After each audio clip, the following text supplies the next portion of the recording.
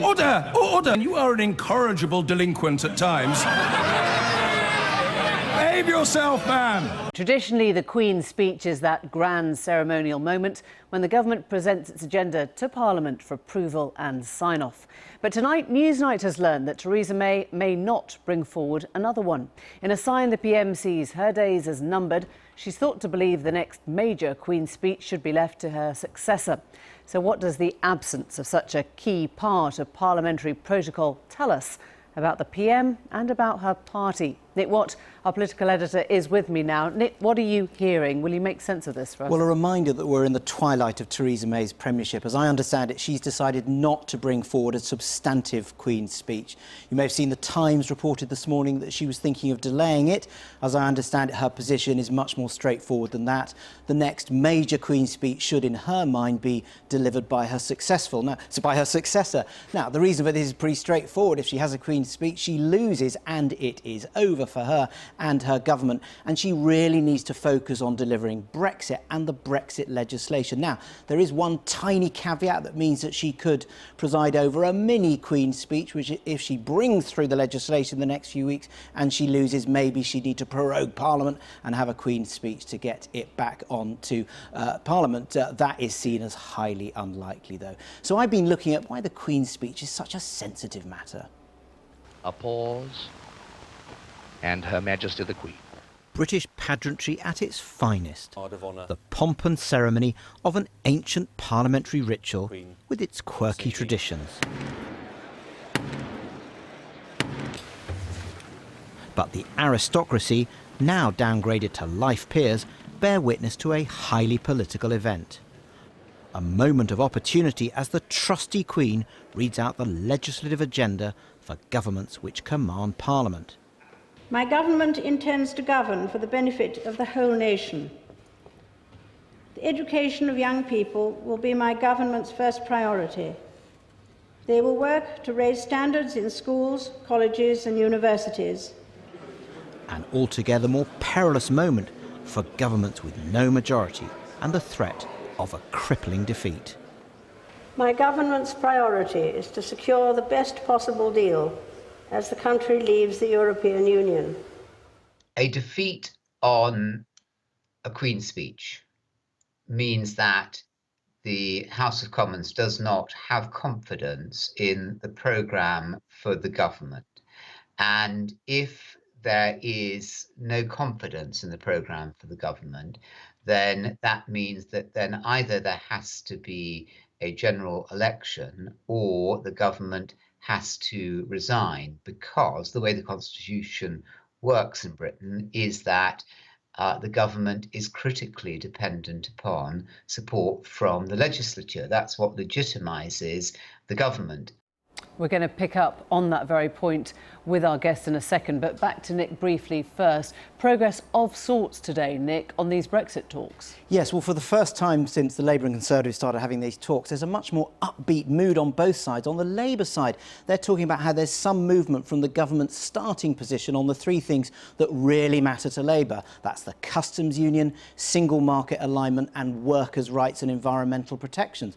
On the government side, I'm hearing words like, we could potentially see a landing zone. And I was talking to somebody who has the confidence of both sides in this talk, and this person was saying that maybe they both have a shared interest in making sure that the European parliamentary elections do not take place. Interestingly, I was talking to one minister. They said under the best case scenario, if you did see signs of a deal, those elections would have to take place at the end of May, but the hope would be that British MEPs would not take their seats and the UK could be out of the EU by the end of June. Nick, thanks. A lot to go on here. Let me introduce our guests in a little more detail. MEP Daniel Hannan, the Conservative peer David Willits and the Labour candidate Faiza Shaheen. It's nice to have you all here. David, I'm going to start with you. This is an acknowledgement, and I'm going back to Nick's piece about the Queen's speech probably being cancelled indefinitely, that Theresa May's government would fall if she tried to put it through. Well, I think it's an acknowledgement of something else, actually, which is when the government is in a stalemate on Brexit, there is no capacity to do anything else. One has to move forward on Brexit in order to create the space then to have a domestic agenda. But you're right, it's also the case that the government would need a deal with the DUP or some other means of being confident it'd have a majority, because remember, after the last election, we now have a minority Conservative administration. It can only function because of DUP support. So basically, there is nothing compelling her to have a Queen's speech, and there is no policy that isn't Brexit. Well, it's incredibly frustrating. There is a domestic policy vacuum because Brexit is completely dominating the political agenda. Labour don't want to make it easy for Theresa May on this one, of course. There would be no reason for them to vote for her. But they're not having an easy time either, Pfizer, are they? I mean, tomorrow we're going to find out at the NEC where they're putting their mouth, finally.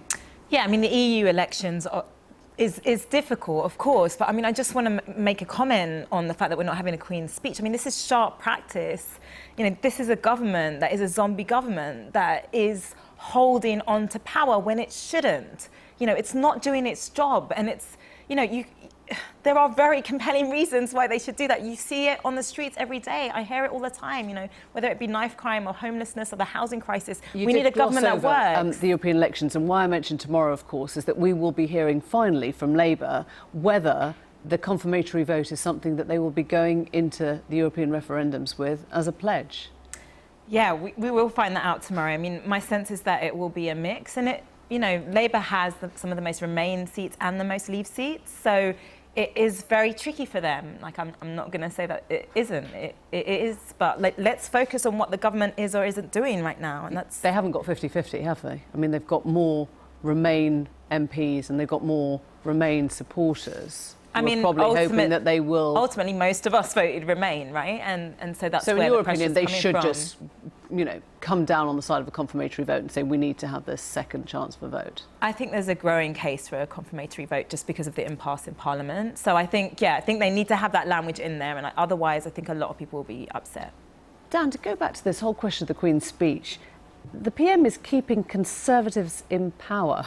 I mean, that's what this is about, isn't it? It's sort of no domestic agenda, no Brexit, but the Conservatives will remain in power for a bit longer. Look, there's definitely a gridlock, and that's not entirely her fault. I mean, the opposition parties are trying to block Brexit, and you could say Labour's actually playing a very clever game as the opposition, which is to create a maximum sense of gridlock and chaos, and then say, oh, look, it's all chaos, you know, time for a change.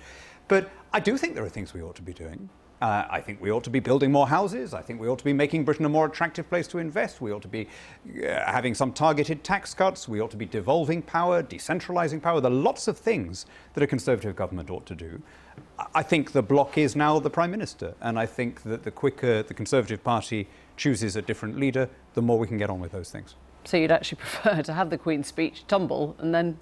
Well, or the Prime Minister just agrees to initiate the process of selecting her successor, because I mean, Nick, you heard there saying she thinks it's only fair that the Queen's speech should be the business of her successor. I mean, I think that's an obvious proposition. We're all agreed that she's going. She's agreed that she's going. Right? Why protract this any longer? OK. I've been getting away